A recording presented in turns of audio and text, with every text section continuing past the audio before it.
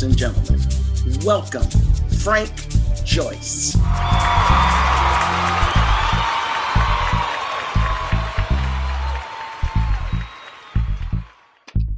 As I appear before you today, I'm speaking as a proud member of the Grosse Pointe Antifa 3. I've lived in Grosse Pointe Park since 1989. Since I mostly hated the Grosse Pointes and all they stood there for, moving there was not an easy decision. I'm not sorry, though. It's been quite a ride for the last 30 years. All over the world, when I say I'm from Grosse Pointe, many people say, Grosse Pointe blank. That was a John Cusack movie, something of an underground classic. But that's not really what Grosse Pointe is known for. The Grosse Pointes are mostly famous for WASPdom. That's White Anglo-Saxon Protestant, for those who don't know that acronym. Sure, all of our big cities have rich white suburbs, but the Pointes took it next level, and they still do. All white, all the time. Jews are not welcome either, or really even Catholics too much. Purity, that's what the Pointes are all about. People of a certain age know that the Grosse Pointe Realtors Association got busted for having a point system. It was a secret code that assigned scores for things like being Jewish or Greek. Many Black people alive today can tell us stories about their parents or grandparents who were servants to the Grosse Pointe rich and what they had to put up with and still has to put up with. It wasn't that long ago that cops in Grosse Pointe Park had an acronym they used on the police radio, NOMAD, N-O-M-A-D, N-word on Mack Avenue after dark. As recently as 1984, the cover of the high school yearbook included a Confederate flag. The latest news has been about my friend and neighbor, Jadonna Dingus. She was confronted with a KKK poster that her white neighbor put in his window where she couldn't miss it. Maybe at this point you're wondering, so Mr. Smarty Pants woke white guy, this is the place you decided to move in 1989? Explain that. Here's what happened. That year, I was living on the east side of Detroit. Somewhat suddenly, I became the single parent of my son, Joe, age 12. Like any parent, the quality of the school zoomed to the top of my list of priorities. Grosse Pointe has excellent public schools. Basically, that's what happened. As we expected, being in the Grosse Pointe schools was difficult for Joe. Why? Because he is biracial. He had to put up with a lot of nonsense. I leave those stories for him to tell one day, except to say that at least he did get an education that helped him succeed.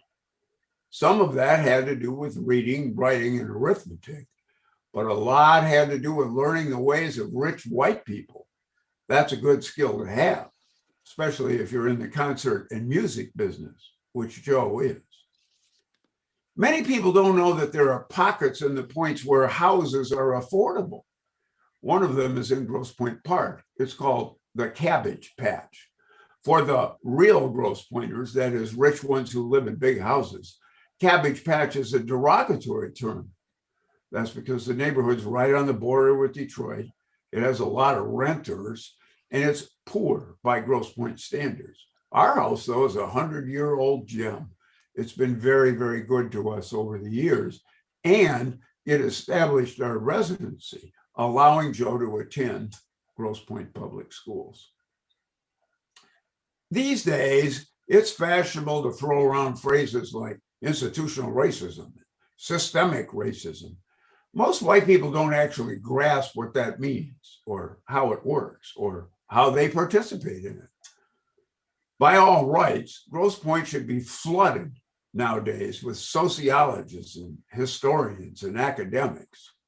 It's like when Charles Darwin wanted to study the origin of the species, he went to Galapagos.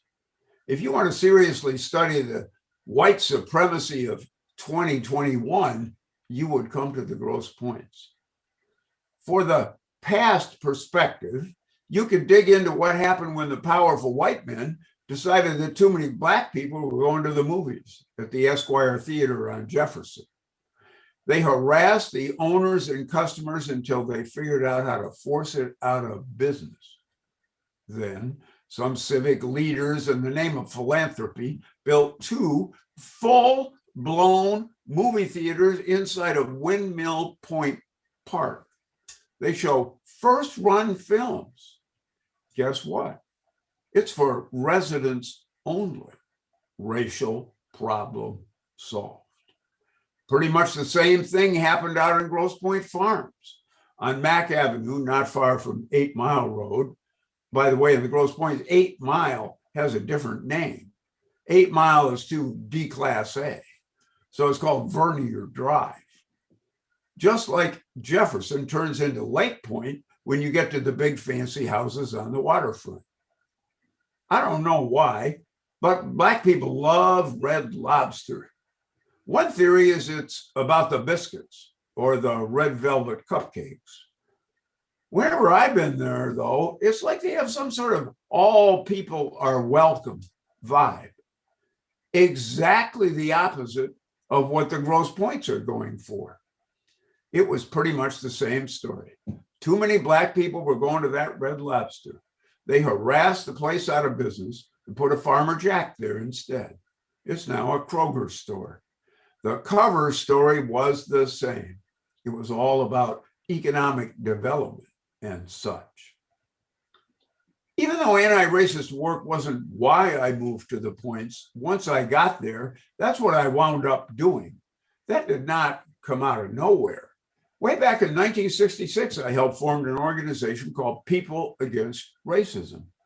I believe then and now that white anti-racists should work in white communities. I don't mean that fighting racism was what I did all the time. I had a demanding job. I was parenting, normal daily life stuff to do. But racial issues come up in the Pointes all the time. One of them has been a recurring theme ever since I've been there. Walls, barriers, fences. It's as Grosse Pointe as it gets. All along Alter and Mack Avenue, there are barriers, walls, fences on the Grosse Pointe Park side of the street. Some of them have been there so long you would never notice them. They look as natural as can be. Brick walls, chain link fences, attractive berms, streets that suddenly end short of making it all the way to the cross street. They have always been controversial. The truth, the whole truth, and nothing but the truth, is that there is also a long history in the Pointes of residents who are against racism. They're kind of like the white abolitionists before the Civil War, or the white people who helped the Underground Railroad. In 1963, then Governor George Romney marched in a fair housing march in Grosse Pointe, for crying out loud. In March of 1968, Reverend Dr. Martin Luther King was invited to give what turned out to be one of his last speeches at Grosse Pointe South High School. There's now a historical marker about that speech that went up just a few weeks ago. Back to walls, fences, and barriers. One of the first was at the intersection of Corte and Alter Road. There was a racial justice group in the Pointes then called the Racial Justice Center. They pointed out that the street closing was sending a "you are not welcome" message to Detroiters. That would be black people who lived on the other side of Alter Road. It's got nothing to do with race, the shock power brokers said then, just like they do now.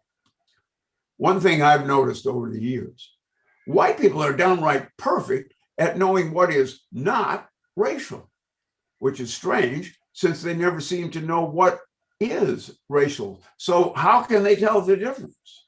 It's not race at all, they said. No. It's about traffic control. Traffic control, my ass. Along Cadieux Road, there are lots of very busy cross streets between white Grosse Pointe Park and white Grosse Pointe City. No one ever proposed putting up a barrier there, let alone actually erecting one. Since the wall at Corte Street went up many years ago, others have followed. One of them led to my meeting Greg Donnelly. He is one of the Grosse Pointe Antifa 3. The other one, Bianca Garcia, will enter the picture in a minute. The crony capitalists who've controlled Grosse Pointe Park since forever decided they wanted to shut down Kercheval at Alter. They did some test runs. They used construction projects and other decoy operations. Satisfied with the results, one day in 2015, they shut the damn street down. Kercheval's not just any street. Along with Jefferson and Mack, it's one of 3 east-west major thoroughfares. Kercheval's especially important because it leads into the park's major business district. Protest ensued from residents and business owners. Greg and I found ourselves at many demonstrations and city council meetings. We soon found out we also lived less than a block apart in the Cabbage Patch. We became friends and collaborators thanks to what became a pretty big movement, and with help from the city of Detroit, the Kercheval-Alter intersection got partially reopened. Partially. It's still controversial. Fast forward to last year, 2020. Following the murder of George Floyd, has happened all over. Many Grosse Pointers were awakening to the ongoing massive injustice faced by people of color. I like the term woke, actually. Even though I wasn't able to attend, Bianca Garcia, who was 20 years old at the time, was an organizer of a march that went down Alter Road. One of its demands was to take down the walls and barriers. Recognizing that we were soulmates, Greg and Bianca and I connected. Identifying ourselves as representing 3 generations of Grosse Pointers, we published an op-ed in British Detroit magazine. It was titled, "Tear Down the Walls Between the Grosse Pointes and Detroit." Since then, we've become a team. We published other op-eds, newspaper ads, participated in interviews and podcasts. What makes it even better is we're part of a growing movement all over the suburbs. White people are taking a long, hard look at unlearning white supremacy and dismantling the structures of inequality. Sure, we're getting pushback, including hate mail. Lots of people have trouble imagining any other way of life is even possible. That's not surprising. For 28 generations, white people have been trained to think that if anything gets better for Black people or any people of color, it will get worse for whites. That's ridiculous. Still, 74 million of those white people voted for Donald Trump. That's depressing for sure. But 81 million voted against him. By my reckoning, that's the first time in the whole history of colonialism that we have had a little bit of a lead. I think the 74 million are on the wrong side of history. They're like the people who resisted the right to vote for women, supported prohibition, opposed gay marriage, hated mandatory seatbelt laws. They ferociously fought to preserve Jim Crow segregation until they didn't. As my friend Reverend Nelson Johnson says, a dying mule kicks the hardest. You know that moral arc of justice Dr. King talked about? It's more bendable now than it has been any time in my life. And bending it toward justice is what me, Greg, Bianca, and a whole lot of other people are working to do. Thanks to a terrific organization called WeGP, there are more than 500 people in the Grosse Pointes who have Black Lives Matter signs in their front yards.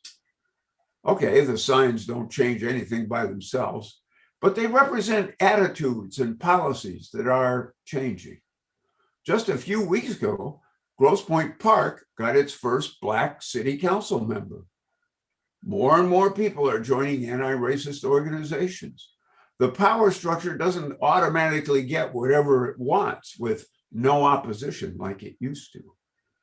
That KKK sign next door to Jadana is gone, at least for now. The times, they are changing. Oh, about that Grosse Pointe 3 Antifa label. The word Antifa has become a catch-all phrase used by Fox News. It's intended to scare white people into hating on white people who are not going along with the white power agenda. Literally, it stands for anti-fascist, Antifa. Get it? When you hear the word, you're supposed to think about violence and vandalism committed by privileged young white people. I don't know anyone who's in it, and the idea it would have a chapter in Grosse Pointe is hilarious. When a Republican Grosse Pointe white lady named Monica Palmer was trying to get people to believe that somehow Joe Biden stole the election in Detroit, she complained she was getting harassed by the Grosse Pointe chapter of Antifa. That got funny fast. Just Google Grosse Pointe Antifa and see for yourself. If making fun of yourself isn't a step on the path to wokeness, we thought, we don't know what is. So me and Bianca and Greg jumped on the bandwagon. We've been calling ourselves the Grosse Pointe Antifa 3 ever since. Unfortunately, our pink and green polo shirts with our Grosse Pointe Antifa 3 logo didn't get done in time for tonight's show, or I'd be wearing it. But I think you get the idea. Thank you.